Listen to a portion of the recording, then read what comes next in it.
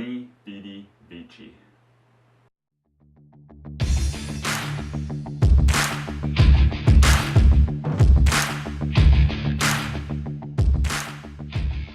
All right, we got 9, 8, 7, 6, 5, 4, 3, 2, 1. 2.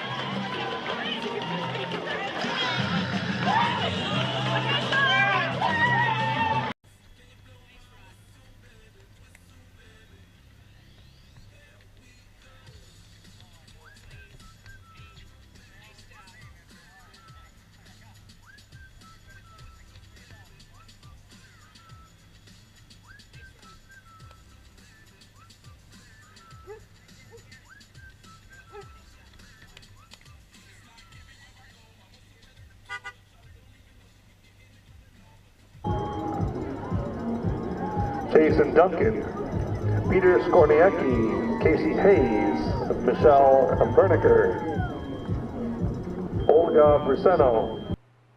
So this past Saturday I ran the Bayshore Marathon in Traverse City, Michigan, and it was pretty much a resounding success. I finished in just over 3:20. I finished in 3:20:42, I think, and pretty much felt strong the whole way, had even splits the whole way, pretty much just nailed it. The only sort of negative, if I had to find one, was that I probably ran a little too conservatively. I had enough in the tank to just sprint at the last 0.2 miles or so. So I crossed the finish line at like 4:13 pace or something according to my Garmin.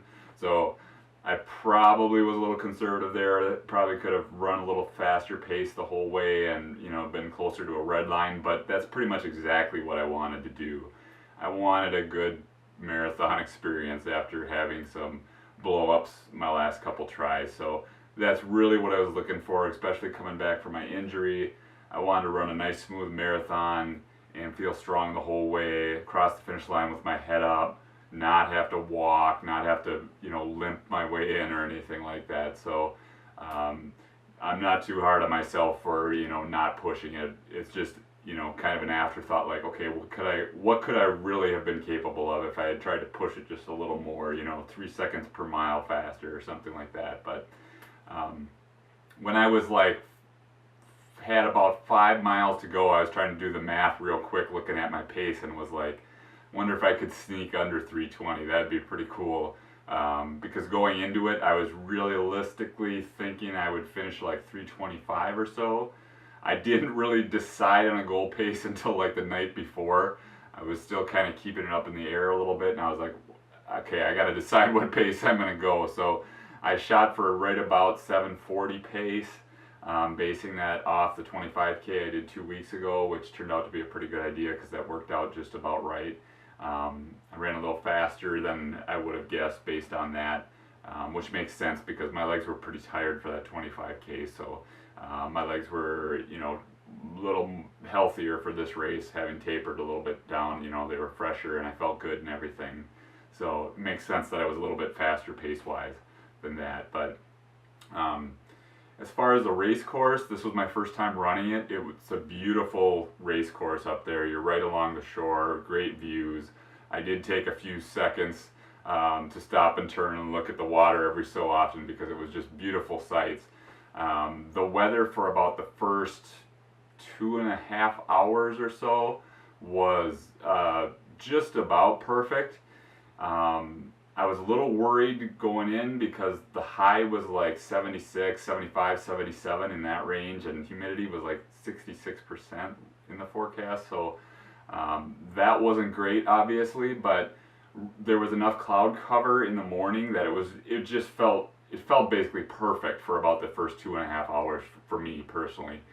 After that, the clouds kind of went away, it got a little bit sunnier, and it started to heat up more and more. I think I finished like just as it was starting to get real warm. So the people who were slower than me, I think, had a lot worse time than the people that were as fast as me or faster. We kind of got through before the real heat of the day kicked in.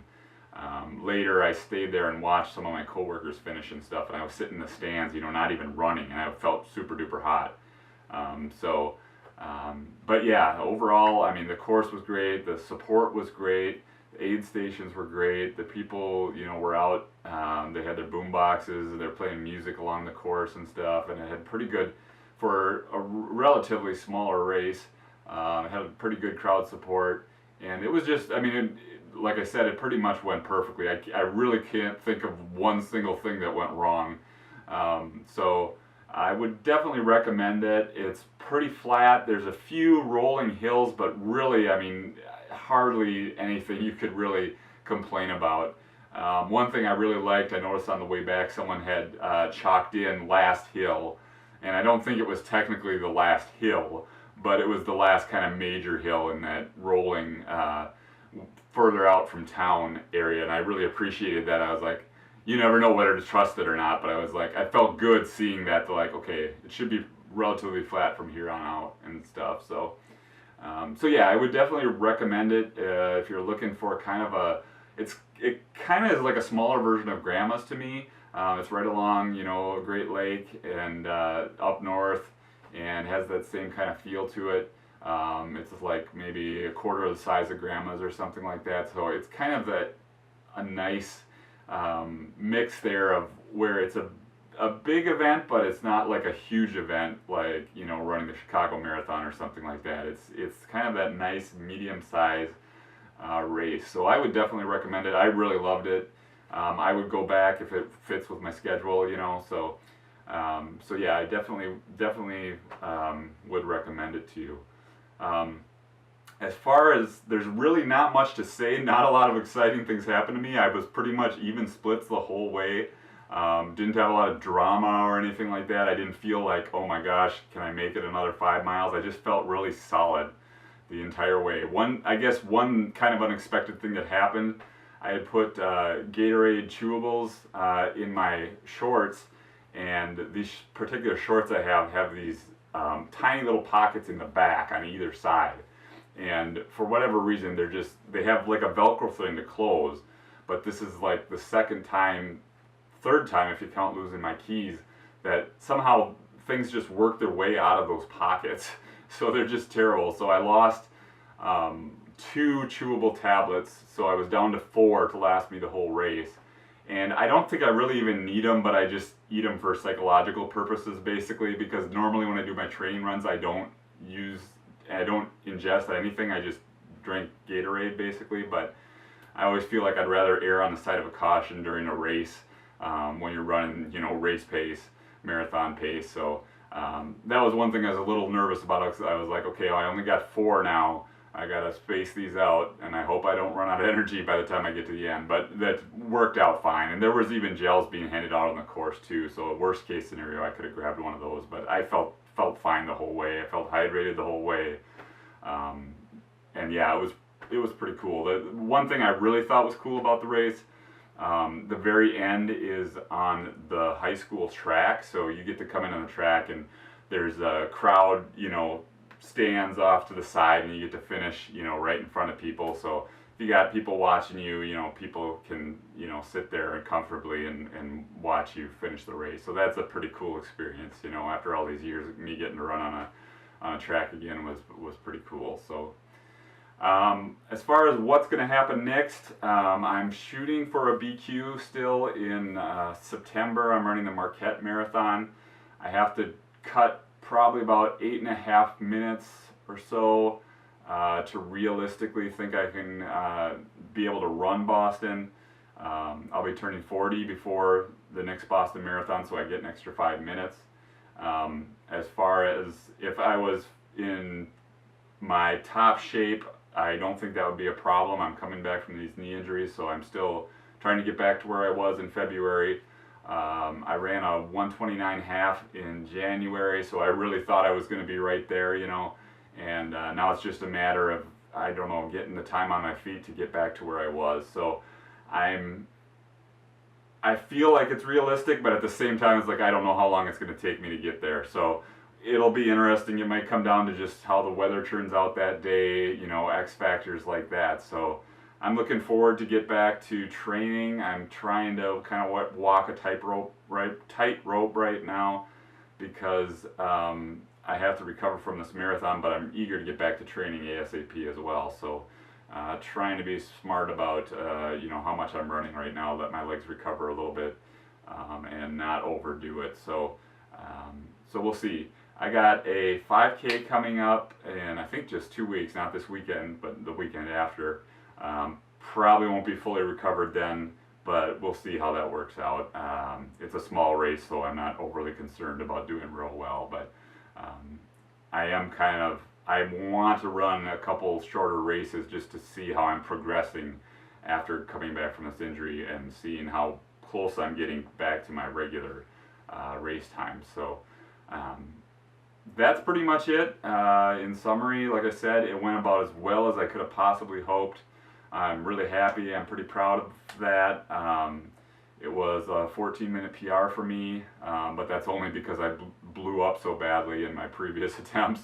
But this was the first one since my first marathon where I ran, you know, essentially even splits or better. So really happy. Couldn't be more happy with how everything worked out. So looking forward to trying again at Marquette. I'm really hoping for that BQ, and if not, you know, it'll have to be one more year, but I should be. I mean, now my confidence is pretty much sky high. Like, I feel like I can do it for sure. I just ran a 3:20, and I know I can do better than that. If I was just back to where I was in February, or even last year at this time, I feel like I could have done it. So so we'll see how that turns out. Thanks for watching. I'll be back with more videos. I got a new training shoe video I'll be putting together pretty soon, as soon as I get enough miles in them. And stay tuned for more content. Thank you.